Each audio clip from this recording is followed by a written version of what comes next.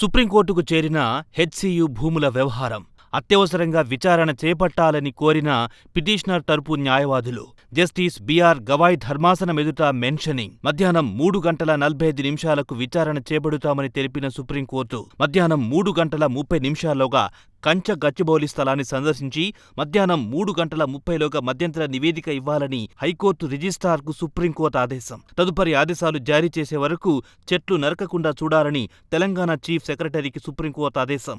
High court registrar నివేదిక ఇచ్చాక మధ్యాహ్నం 3:45 విచారణ చేపట్టనున్న సుప్రీంకోర్టు ధర్మాసనం. ఈ వివాదంపై తెలంగాణ హైకోర్టులో విచారణ జరుగుతోందని సుప్రీంకోర్టుకు తెలిపిన తెలంగాణ రాష్ట్ర ప్రభుత్వ తరపున సీనియర్ న్యాయవాది అభిషేక్ మను సింఘ్వి వెల్లడి.